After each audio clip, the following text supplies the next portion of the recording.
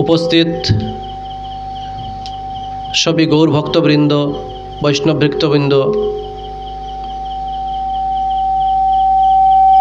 আজকের আমাদের যে ভগবতীয় সভা বা আলোচনা, যে উদ্দেশ্য বা যে বিষয় নিয়ে, তার নাম কি আছে? প্রয়াতা রাজশ্রী নাথ। প্রয়াতা রাজশ্রী নাথের গোলক বৃন্দাবন প্রাপ্তি বা তৎসঙ্গে আত্মকল্যাণের জন্য আজকে যে আমাদের ভাগবতীয় আয়োজনের ব্যবস্থা হইয়াছে, ওনারই পিতা শ্রীযুক্ত রঞ্জন নাথ মহাশয়, ওনার ভজন কুটিরে আজকের এই আয়োজন। উপস্থিত সবই ভক্তবৃন্দ, সবই ভক্তবৃন্দের শ্রীচরণে আমার ভুলণ্ঠিত প্রণাম, দণ্ডবোধ। আমি কোনো পাঠক না, আমি কোনো আলোচকও না, আমার বিদ্যে কোনো বিদ্যা নাই, বুদ্ধি নেই, ষড়রিপু আমার জাগ্রত। তবুও এই আসরে বোয়ার বা এই আসনে বসার মতো আমার কোনো যোগ্যতাই নাই। যাই হোক, গোবিন্দের কৃপায়, গোবিন্দের ইচ্ছায় আপনারা আমাকে এই আসনে উপবেশন করিয়েছেন দু একটা হরিকথা বলার জন্য। হরিকথা বলার মতো তো আমার কোনো ক্ষমতা নাই বা যোগ্যতাও নেই। হরি যদি নিজের ইচ্ছায় কথা বলান তাহলে আমি বলতে পারি, এতটুকুই আমি জানি। হরে কৃষ্ণ। যাই হোক, আজকে আমাদের যে উদ্দেশ্য, বিশেষ করে যেহেতু এটা মৃত্যু সভা বলা যায়, তো আমরা এই বিষয়ে একটু আলোচনা করি, আস্বাদন করি এই বিষয়ে জানার, কারণ এই বিষয়টা আমাদের জানা একান্ত দরকার, কারণ এটাই চিরন্তন সত্য। হরে কৃষ্ণ। শ্রীমদ্ ভগবত গীতাতে 2য় অধ্যায়ে বলা হয়েছে যে যার মৃত্যু হবে তার আবার জন্ম হবে, আর যার জন্ম হবে তার আবার মৃত্যু হবে। তার মানে এই চক্কর আমাদের চলতেই আছে, জন্ম মৃত্যু, জরা ব্যাধি, এই ভবরোগ চলবে। তো আমাদের এই যে জন্ম মৃত্যু, জরা ব্যাধি, দুঃখ, এই দুঃখ তো আমাদের এই জ্বালা যন্ত্রণা সবেরই আছে না নাই? সবেরই তো আছে। একদিন তো সবেরই সেই পথগামী হইতে হবে না, আমরা কোনো অপশন তো আর নাই যে আমরা থাকবো এই জগতে চিরকাল। তো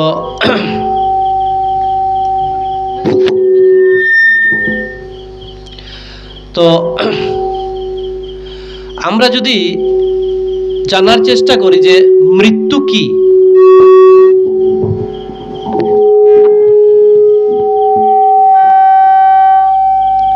হরে কৃষ্ণ। বক্সটা একটু সরাই দিলে বোধহয় ভালো হবে, বক্সটা কিনারে। হরে কৃষ্ণ, হরে কৃষ্ণ।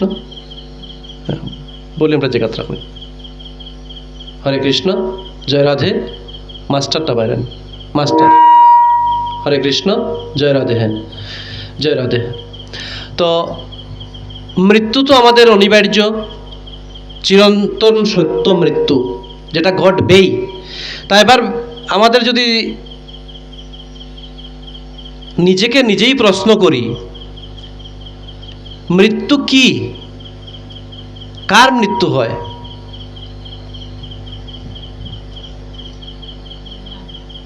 কার মৃত্যু হয়? হরে কৃষ্ণ। তো পঞ্চভূত দ্বারা তৈরি যে দেহ, সেই দেহর মৃত্যু হয়। আমরা অনেক সময় এটাই জানি যে সেই পঞ্চভূত দ্বারা তৈরি যে দেহ, সেই দেহর মৃত্যু হয়। সেটা হচ্ছে আমাদের ছোট ক্লাসের জানকারি হচ্ছে এই পঞ্চভৌতিক দেহের আমাদের মৃত্যু হয়। কিন্তু আমরা যদি স্টাডি করি, সাধুসঙ্গ করি, স্টাডি করি, তাহলে দেখা যায় যে না, সেই পঞ্চভৌতিক দেহেরও মৃত্যু হয় না।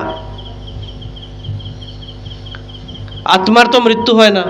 আত্মাকে আগুন দিয়ে জ্বালানি যায় না, জল দ্বারা শুকানো যায় না, বৃষ্টিতে ভিজানো যায় না, রৌদ্রে শুকানো যায় না। তাহলে আত্মার মৃত্যু নাই। তাহলে মরেটা কে?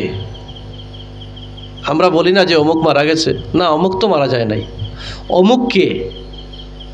আমরা অমুককেই চিনি না। আমার পরিচয় কে? আমি অমুক। সেই যে আমি যে অমুক, সেই আমিটা কে? অমুকটা কে? এখন যদি আমরা নিজেই সবে যার যারই প্রশ্ন আসে যে এটা কার, এটা আমি না, হাতটা আমি না, তো এটা আমার, চুলটা আমি না, চোখটা আমার, পেটটা, শরীরটা, সর্বাঙ্গ দেহটা হয়েছে গিয়া আমার। সব কিছু যদি আমার হয় তো আমিটা কে? হাতটা তো আমি না, দাঁতটা আমি না, জিহ্বাটাও আমি না, পেটও তো আমি না, মুখটাও আমি না, চুলটাও আমি না। তো কোনো কিছুই যদি আমি না হই তাহলে এটা তো আমার। যেমন এটা কার? আমার। এই বইটা কার? আমার। আমি না এগুলা। ঠিক শরীরটা, এই যে কাপড়গুলো লাগানো আছে, কার এগুলা? আমার। আমিটা কে? আমি আত্মা। বাস, খুব সুন্দর জিনিস। আমি বুঝলাম অতটুক যে আমরা জানতে পারলাম যে আমি আত্মা। এবার আত্মা যদি আমি হইয়া থাকি তাহলে আত্মার আত্মীয়টা কে?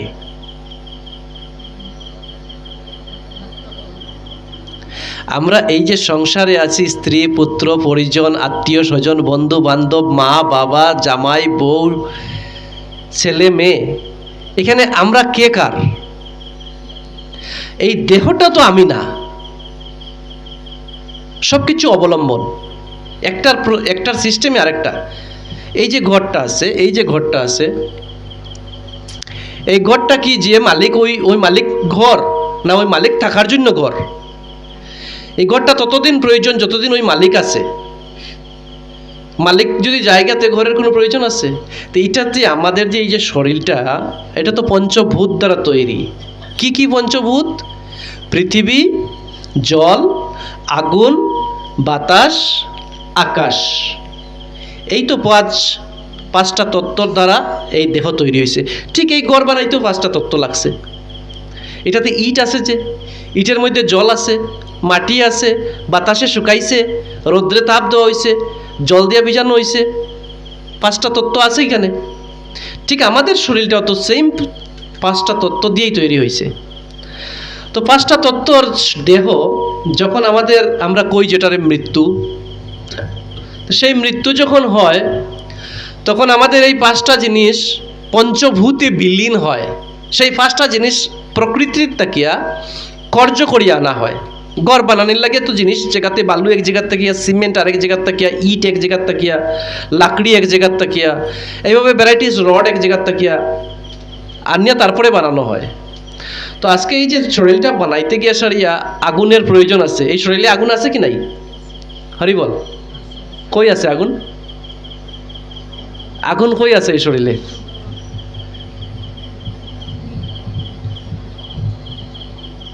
আছে না নি আগুন? কই আছে আগুনটা? জঠর অগ্নি, পেটের ভিতরে আগুন আছে। আমরা যে খাইলে জিনিসগুলোর হজম খেয়ে করে, ওই যে জঠরে আগুন আছে, পেটের ভিতরে একটা আগুন আছে যেটার নাম হলো জঠর অগ্নি। সেই জঠর অগ্নির দ্বারা সেই শরীরের যে আমরা যে আহারগুলা গ্রহণ করি, সেই আহারগুলারে ওইখানে ডাইজেস্ট করে। আগুন আছে। জল আছে কি নাই শরীরে? ঘামলে যে জল বাইরে হইতে বাইরে, তার মানে ট্যাঙ্কি আছে ভিতরে, কোনো না কোনো এক জায়গায় 10 লিটারই হোক 20 লিটারই হোক একটা ট্যাঙ্কি আছে আমাদেরও ভিতরে। সেই ট্যাঙ্কিতে স্টক থাকে বা যেভাবেই থাকে সিস্টেমে আছে ট্যাঙ্কির মধ্যে। তো আগুন আর জল আছে। বাতাস আছে কি নাই? হরি বল। বাতাস আছে, গতিকে তো আমি আছি জীবিত। বাতাস গেলে গিয়েই তো আমি শেষ। এই যে বাতাস, ঠিক আছে কিনা? তিনটা জিনিস আইলো। তারপরে মাটি আর আকাশ রইয়া গেল। মাটি, এই দেহটা কি এর দেহ? মাটির দেহ। কি হইব?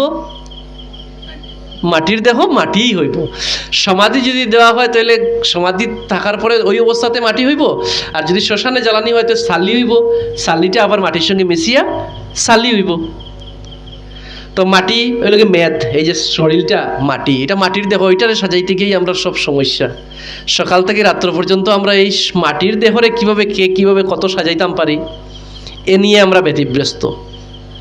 একবারও চিন্তা হয় না মাথাতে যে এটা তো আমার মাটির দেহ, আমার এটা তো শ্মশানও তুললে আগুনে জ্বলিয়া চালিব, আর মাটির নিচে দিলে এটা কিছুদিন পরে পোকায় খাইয়া এটারে পোকার বিষটা তৈরি হইব। 4টা পাইলাম। আরেকটা জিনিস রইয়া গেল আকাশ। আকাশ হইল গিয়া এই যে আমাদের মুখের যে খোলা গব্বর যেটা জায়গাটা ভগবান শ্রীকৃষ্ণ মাটি খাইছিলা বাল্যলীলাতে, ছোট্ট 6 মাস বা 7-8 মাসের শিশু কৃষ্ণ মাটি খাইছিল। আপনারা নিশ্চয়ই টিভিতে দেখছেন এগুলা। মা যশোদা কইছিল করো দেখার লাগে, ওই আর ভিতরে পুরা পৃথিবী। তো এই খোলা জায়গাটা হয়েছে গিয়া আকাশ। তো এখন আমরা কই যে কেউ মারা গেছে, আমরা তো জানি যে কেউ মারা গেছে। তো মারা গেলে কি হয়, সঙ্গে সঙ্গে দুইটাই যে 5টা তত্ত্বের থেকে 2টা তত্ত্ব সঙ্গে সঙ্গে যায় গিয়া শরীর থেকে, সঙ্গে সঙ্গে। মৃত্যু যেটারে আমরা কই, মৃত্যু বলতে কোনো শব্দ নাই, কারণ মৃত্যু হয় না। আত্মা যখন এই শরীর থেকে বাইরে যায় তখন আত্মার সঙ্গে 2টা জিনিস সঙ্গে সঙ্গে বাইরিয়ে যায় গিয়া। যেমন 1 নম্বর বাতাস, বাতাস বাইরে যায়। বল যেমন লিক যদি হয়ে যায় আর বল কাজে লাগবো নি, ঠিক মানে আমরা বাতাস বাইরে গেছে, মানে আমরা শ্বাস প্রশ্বাস বন্ধ হয়ে গেছে, আর লওয়া যান না ছাড়াও যান না, বাতাস প্রথমেই বন্ধ হইল 1 নম্বর। বাতাসের সঙ্গে সঙ্গে আরেকটা তত্ত্ব বন্ধ হয়, সেটার নাম আগুন, অগ্নিতত্ত্ব। কারণ মৃত ব্যক্তি হোক আর মৃত লোক যে থাকে, তার শরীরে কিছু সময় পরে শোয়ার পরে দেখা যায় কি হয়, গরম হয়, ঠান্ডা হয়ে যায়। ঠান্ডা মানে চুলা নিভি গেছে। চুলা আছে তো আমাদের ভিতরে, তো সেই চুলা নিভি গেলে কি হইব, ঠান্ডা হইব না গরম হইব? এর লাগি তো মৃত ব্যক্তির শরীর গরম হয় না ঠান্ডা হয়? ঠান্ডা হয়। তার মানে মৃত্যুর লগে লগে 2টা তত্ত্ব যায় গিয়া, বাতাস আর আগুন। থাকলো কি 3টা তত্ত্ব, আকাশ, পৃথিবী মানে মাটি আর জল। আকাশ, পৃথিবী আর জল, এই 3টা জিনিস থাকলো। তো যখন আমরা পঞ্চভূতে বিলীন শ্মশানে নেওয়া হয়, তখন পৃথিবীটা জ্বলিয়া মানে চালি হইয়া শরীর মাটির সঙ্গে মিলে গেল। জলটা বাষ্পর দ্বারা, আগুনে যখন জল বানি হয় তখন বাষ্প হইয়া জল কই যায়, জলের সঙ্গে গিয়ে জল মিলি গেল, বাতাসের সঙ্গে বাতাস মিলি গেল, মাটি মাটির সঙ্গে মিলি গেল, আকাশ শূন্যের সঙ্গে মিলি গেল আকাশ। তো যেখান থেকে, যার কাছ থেকে যে জিনিস চাইয়া আনা হয়েছিল, তার সেই জিনিস আবার তার কাছে ফিরিয়ে দিতে আমার দুঃখে কিসের? হরে কৃষ্ণ।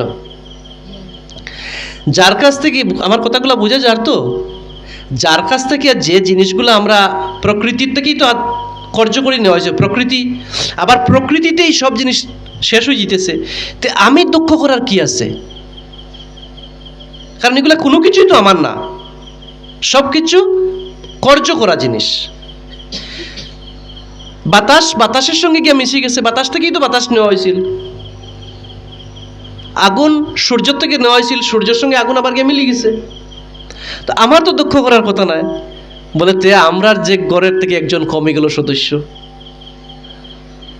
দুঃখটা তো ওই জায়গাতে। আমরা তো সব বুঝলাম বাবাজি, কিন্তু আমার ঘর থেকে তো একজন সদস্য কমে গেল। বলে এইটার নাম হইল কি মায়া, এইটার নাম হইল কি মায়া। নারদ ঋষি ভগবানরে একবার একটা গল্প কই, ভাগবতের গল্প। নারদ ঋষি একবার ভগবানরে কইলা যে, ভগবান আমি মায়ার দর্শন করতাম।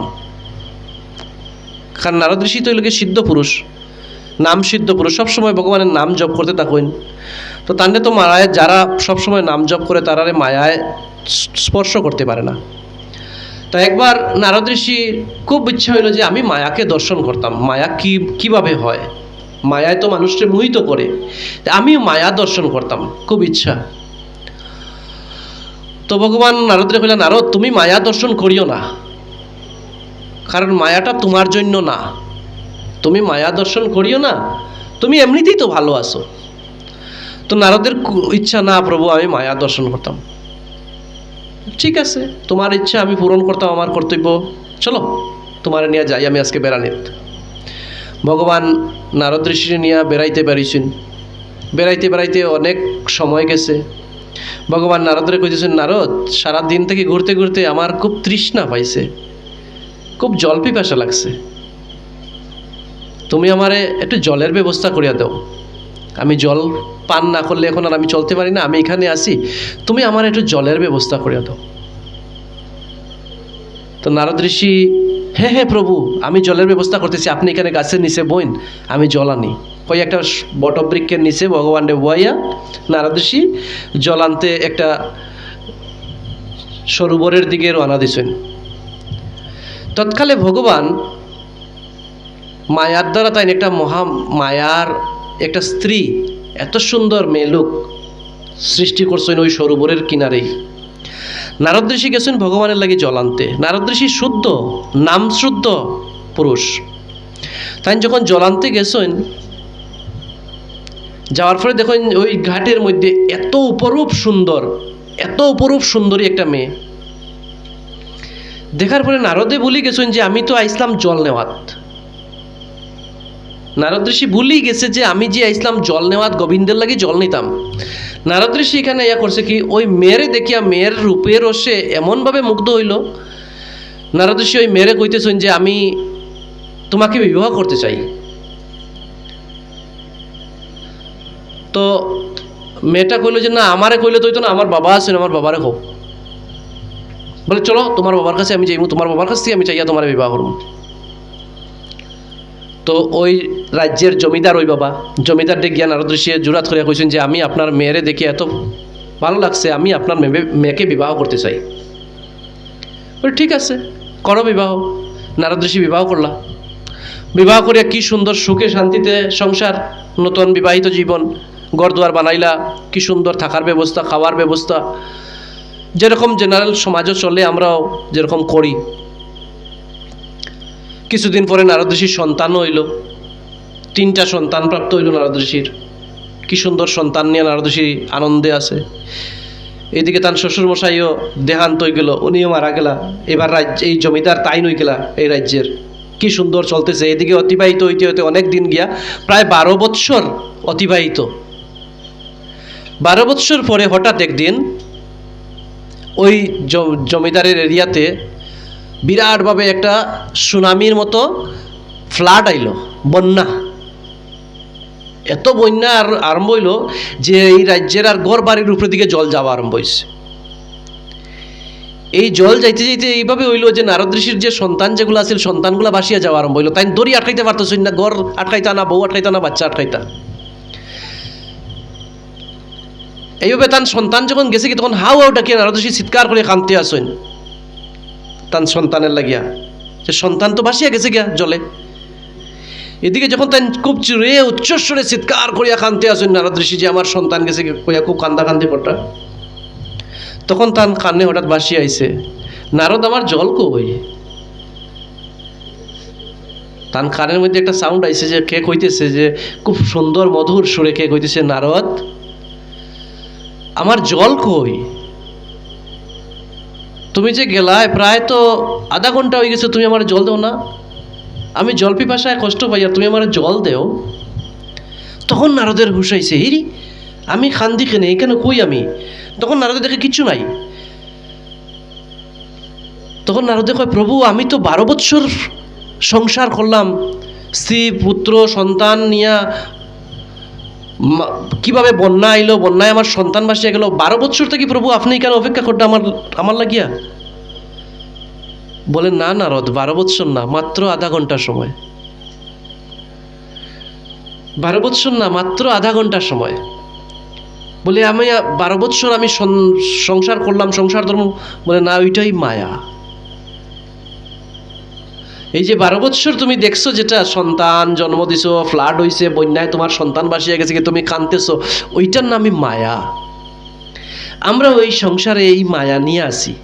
আমার বাবা, আমার মা, আমার স্ত্রী, আমার সন্তান, আমার ভাই, আমার বন্ধু, সব আমার, সব আমার। আমরা এইভাবে মায়ায় মোহিত হইয়া যে কাজে আইছি, নারদ আইসলা কি তার লাগিয়া? গোবিন্দের লাগি জল নেওয়ার লাগিয়া। তাই জলের কথা বলি গেছেন মায়াতে পড়িয়া। ঠিক আমরাও আইছি কি তার লাগিয়া? কৃষ্ণ ভজি ভারতরে সংসারেতে আইনু, আর মিছে মায়ায় বদ্ধ হয়ে বৃক্ষ সম হইনু। আইয়াসের এখানে পড়লাম কিতা? বলে আমার স্ত্রী, আমার সন্তান, আমার বাড়ি, সব কিছু আমার করে নিলাম। আর সব কিছু আমার করিয়া যে অরিজিনাল আমার, তার সঙ্গ ছাড়ি দিলাম। আর তার সঙ্গ ছাড়াই হইলাম কিতা? আমরা জীবের স্বরূপ হয় চৈতন্য চরিতামৃততে কৃষ্ণচন্দ্র কবিরাজ গোস্বামী খুব সুন্দর পয়ার দিয়েছেন যে জীবের স্বরূপও হয় নিত্য কৃষ্ণেরও দাস। আমাদের পরিচয় একটাই, আমি ব্রাহ্মণ, আমি ক্ষত্রিয়, আমি বৈশ্য, আমি শূদ্র, এগুলো আমাদের পরিচয় না। আমি পাল, দেব, নাথ, দাস, আচার্য, বট, চক্রবর্তী, এগুলো আমাদের পরিচয় না। আমাদের পরিচয় জীবের স্বরূপ হয় নিত্য কৃষ্ণেরও দাস। আমরা সেই কৃষ্ণের দাস না হইয়া আমরা হয়ে গেলাম কার দাস? মায়ার দাস আমরা। তো মায়ার দাস হওয়ার কারণে আমরা সঠিক পথ ভুলিয়া আমরা ভুল রাস্তার দিকে ঘুরতেই আসি। এলে হচ্ছে যার জন্ম হয় তার আবার মৃত্যু হয়, আর যার মৃত্যু হইতেছে তার আবার পুনরূপী জননম পুনরূপী মরণম পুনরূপী জননী জঠরে শয়নম। বারবার জন্ম মৃত্যুর চক্করে আমরা ঘুরতেই আসি। কেন? এই যে মায়ার দাস হয়ে গেছি আমরা। যদিও আমরা সাধু সঙ্গে বই, অনেক সাধু কথা শুনি, হরি কথা শুনি, কিন্তু যতক্ষণ সাধু সঙ্গে থাকি, হরি আসরে থাকি, ততক্ষণ আমরাও কিছু সময় লাগিয়ে মায়াত্মাকে আমরা এগুলা কথায় অনেক সময় আমাদের ভিতরে অনেকের জাগ্রত হয়। জানি না আমার মতো ফাফির তো হয় না, কিন্তু আপনার মতো ভক্তরা নিশ্চয় হয় যে কিছু সময় লাগিয়ে ওই মায়া বোধহয় আপনার কাছ থেকে দূরে যায় গিয়া চিন্তা আই যায় মাথা যে ঠিকই তো আমরা কি করতেছি, আমরা আইলাম কেনে, কি এর সংসার, কি এর কিতা, কি এর ছেলে, কি এর মেয়ে, কি এর স্বামী, কি এর বাবা, কি এর মা, কি এর ভাই, কেউ তো কারণ না। আজকে আপনারা যদি এখান থেকে কেউ রওনা দেন দিল্লি যাইতে হলে কী করতে লাগবে? ট্রেনে যদি যাইন তো ট্রেনে রিজার্ভেশন করেন, জেনারেল টিকিট কাটোয়েন, এসিতে কাটোয়েন, স্লিপার ক্লাসে ঘুমাইয়া যাইবার টিকিট কাটোয়েন। টিকিট তো কাটতে লাগবো। টিকিট কাটিয়া কই গিয়ে উঠতে লাগবো? বদরপুর গিয়া সরিয়া ট্রেনে উঠলা। ট্রেনে উঠি আপনার একটা নির্ধারিত একটা টিকিট আছে, একটা সিট নাম্বার দেওয়া হয়েছে, অফিস থেকে একটা টিকিট করছেন আপনি, একটা টিকিটে আপনার একটা সিট রিজার্ভেশন হয়ে গেছে দিল্লি পর্যন্ত। আপনি যাইতা কই? দিল্লি পর্যন্ত আপনার বদরপুর স্টেশন থেকে দিল্লি পর্যন্ত স্টেশন অবধি আপনার একটা টিকিট রিজার্ভ, ওই সিট আপনার। যাইতে 3 দিন লাগে, যদি 2 দিন লাগে, যদি আর 1 দিন লাগে, আর যদি 10 দিনই লাগে, ওই সিটে আপনি ছাড়া আর অন্য কেউ বইতে পারতো না, ওইটা আপনার রিজার্ভ। এখন এইভাবে যখন আপনি রওনা দিছেন, আপনার লাগা তো আরও সিট আছে। একটা কম্পার্টমেন্টে তো অনেক সিট, 72টা সিট থাকে একটা ট্রেনের কম্পার্টমেন্টে। তো 72টা সিটের মধ্যে আপনার লাগাও তো আরেকটা সিট আছে, ডাইনে বা ওয়ের আগে পিছে তো অনেক সিট আছে। তো ওই অনেক সিটে তো অনেক প্যাসেঞ্জার উঠবো না আপনি একলাই ট্রেন নিয়ে যাইবা? তো অনেক সিটে যে অনেক প্যাসেঞ্জারগুলা উঠবো, আপনার কিনার ওই লাগা সিটে একটা শিশু, 8 বছরের একটা বাচ্চা ছেলে একটা উঠছে, তার সঙ্গে আর কেউ নাই। সে ক্যালকাটা যাইতো, আপনার লগে খুব ট্রেনে পরিচয় হয়েছে, দেখছেন যে বাচ্চাটার লগে কেউ নাই, একা উঠছে, আপনি নিশ্চয়ই আদর করবা। বাচ্চা ছেলে, 8 বছরের শিশু, নিশ্চয়ই তারে বাচ্চার নিজের সন্তানের মতো তারা লালন পালন করবা। কলকাতা পর্যন্ত যাইতো সে, তার লগে ওই যে বদরপুর থেকে কলকাতা যাওয়ার অবধি যত সময়, ওই সময়টুকু তার লগে তো খুব পরিচয় হইব। নিশ্চয়ই আপনি যা খাইবা তারেও খাওয়াইবা, নিশ্চয় তারে ঘুমাইবার বিছনা করিয়া দিবা, নিশ্চয় তার লাগিয়ে আপনি সেবা শুশ্রূষার ব্যবস্থা করবা, তার যত্ন তালাফি করবা। আশেপাশে যদি আরেকজন বয়স্ক ভদ্রলোক থাকে আপনার বাবার বয়সী, তো ওনারও তো সেবা নিশ্চয় করা দরকার না নি? উনি হয়তো যাইতো আটটু দূরই, আরও কেউ আছে হয়তো কোচবিহার নামে যেত। এরকম অনেকজনের সঙ্গে আপনার পরিচয় হয়েছে। দিল্লি থেকেও আরও দূরই আরও কেউ যেত, হয়তো এই ট্রেনটা যাইব আরও দূরই, দিল্লি থেকেও আরও দূরই কেউ যাইব। তো যখন ক্যালকাটা স্টেশনে যাইব কলকাতা যাওয়ার পরে, ওই যে 8 বছরের বাচ্চাটা যখন নামি যাইব, এর আগে তো আপনার সঙ্গে খুব পরিচয় হয়েছে, তার সেবা যত্ন করছেন, তার লগে খুব মিল হয়েছে, পরিচয় হয়েছে, আদর হয়েছে, তার প্রতি একটা প্রেম জাগছে, ভালোবাসা জাগিয়েছে তার প্রতি, যে ছোটো বাচ্চাটা কি আদর করছেন নিশ্চয়। এখন কলকাতা যাওয়ার পরে যদি ওই বাচ্চাটা কয় যে আমার তো স্টেশন আই গেছে, আমি লামি যেতাম, তা আপনার লগে তো আমার খুব মিল হয়েছে, খাতির হয়েছে, আপনি আমার খুব সেবা করছেন, তা আপনিও লামি যাইন আমার লগে। আমি লাম্মু বা আমরা কেউ লাম্মু নি, খেনে লামতাম না? ওইটা আমার স্টেশন না, ওইখানে তার স্টেশন আই গেছে। কি জানি আমি বুঝিতাম পারি আর নি, আমিও তো পণ্ডিত মানুষ নাই, বুঝিতাম পারি না। তার স্টেশন আই গেছে, তার ওখানেও শেষ, সেইখানে আমি যাব হে, আর এরপরে যদি হে যাওয়া যায় তার টিকিট নাই, তার টিকিট অতটুকু পর্যন্তই করা আছিল। তো এর লাগে আমার দুঃখ করিয়া লাভ আছে?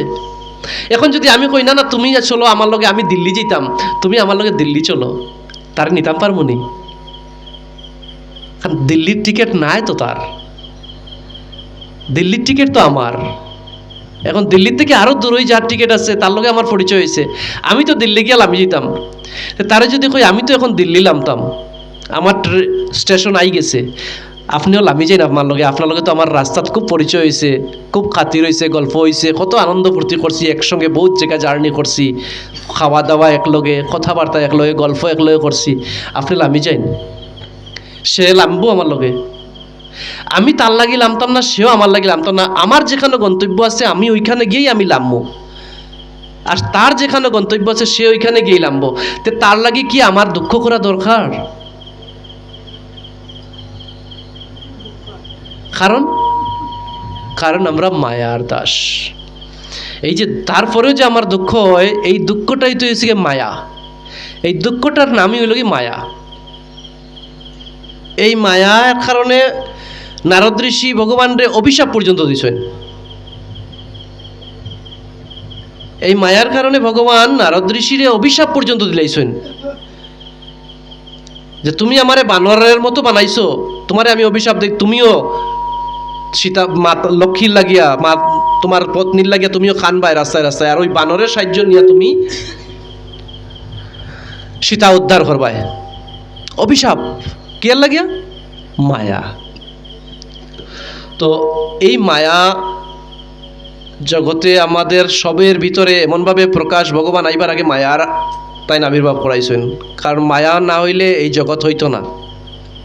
সব তো আর সাধু সন্ন্যাসী হইয়া সারে ঘর বাড়ি ছাড়িয়া যাইতে পারতো না।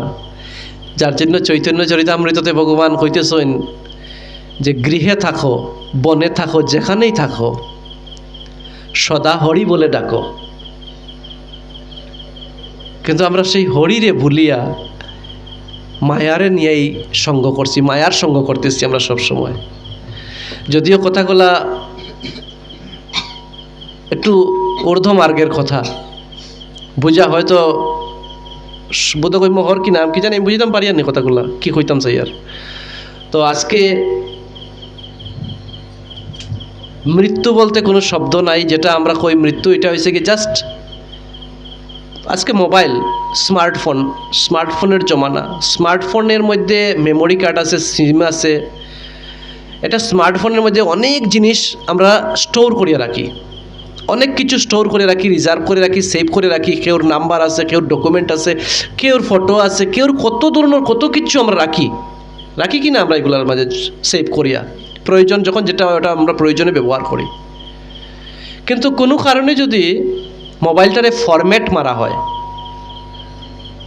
মোবাইলটারে যদি কোনো কারণে ফরম্যাট করা হয়, তো ফরম্যাট করার পরে আমরা এইগুলা জিনিস পাইমুনি, যেগুলো আসিল আমার মোবাইলে ডকুমেন্ট পাওয়া জীবনী। মানে কি হয়েছে ফরম্যাট, মানে ওইগুলা সব মুছা হয়ে গেছে। তো অনেক সময় আমাদের প্রশ্ন থাকতে পারে যে মৃত্যু যদি নাই, আত্মার যদি মৃত্যু হয় না, তো এই আত্মা আবার আরেকটা দেহ ধারণ করে নিতেছে।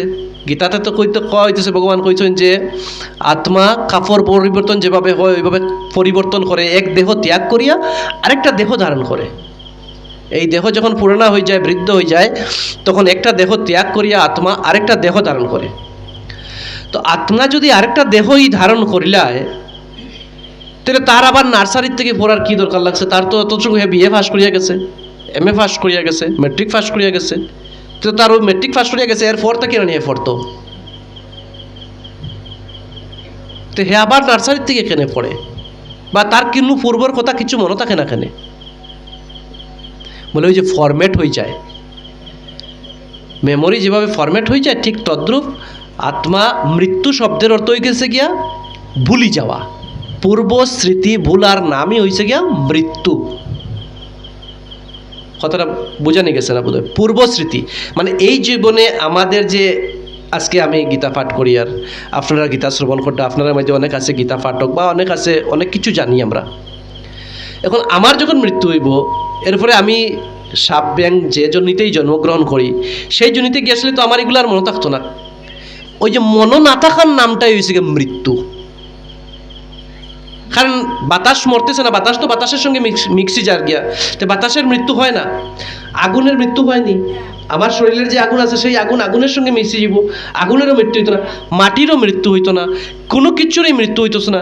তে মরের কে? মরের ওই যে ভুলি যাওয়া জিনিসটা, ভুলি যাওয়ার নামই হইল গিয়া মৃত্যু। এক দেহ থেকে আমি আরেক দেহতে ট্রান্সফার যখন হইমু, তখন আমার ওই যে ভুলি যাওয়া জিনিসটা, ওইটার নাম হইল গিয়া মৃত্যু। কথাটা বোঝা গেছে? তো এই যে মায়া, এই মায়া তো ভগবানও মায়ার দাস, ভগবানের পর্যন্ত মায়ায় ছাড়ছে না, আর আমরা তো বহুত দূরের কথা। তথাপি আমাদের গৌরীয় সম্প্রদায় চৈতন্য মহাপ্রভু আমাদের যে জীবের কল্যাণের লাগে যে ব্যবস্থা দিয়া গেছেন, অনেক অনেক ব্যবস্থা দিয়া গেছেন, মায়ার থাকি আমরা উত্তীর্ণ হইবার লাগে। মায়ার থাকি নাম, কলিযুগে নাম বিনা গতি নাই, আর সবই হইতেছে, সব শাস্ত্রেই কোয়া হইতেছে, সব কলিযুগে যত মতপথ আমাদের সনাতনের আছে, সব মতপথেরই একই কথা, যে কলিযুগে নামই পরম ধর্ম, নামই পরম ধর্ম, নাম বিনা গতি নাই, আর একমাত্র নাম। তো এই নামের প্রতি আমাদের ক্ষুধা ক্ষুধা জাগৃত হয় না, হয়নি?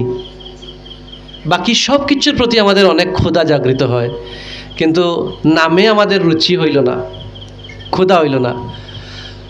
তো আমি কোনো মহাজনের কাছ থেকে শুনছিলাম, অনেক গুণী গুরু মহারাজের কাছ থেকে শুনছিলাম,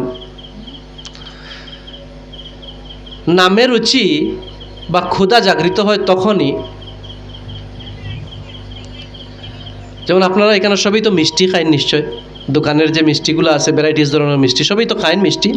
আচ্ছা, তো মিষ্টির দোকানের মধ্যে আজকে হাইলাকান্দি ওম সুইটস, সবে চিনুন বোধ হয় হাইলাকান্দি ওম সুইটস। তো ওম সুইটসের শোকেজের মধ্যে কত সুন্দর সুন্দর মিষ্টিগুলো সাজিয়ে রাখা আছে না? আমরা অনেক সময় সামনের দিকে যাইতে সময় আমরা দেখি শোকেজের ভিতরে অনেকগুলা মিষ্টি সাজানো আছে। তো সেই মিষ্টি দেখি আমাদের তো লোভ নিশ্চয় জাগৃত হয়, নিশ্চয় জাগে। কিন্তু ওই যে শোকেজের ভিতরে মিষ্টি রাখা, আমরা যাইতে যখন দেখি তখন যে লোভ জাগৃত হয়, সেই লোভ কিন্তু অত মেজর না, মারাত্মক হয় না। যাইতে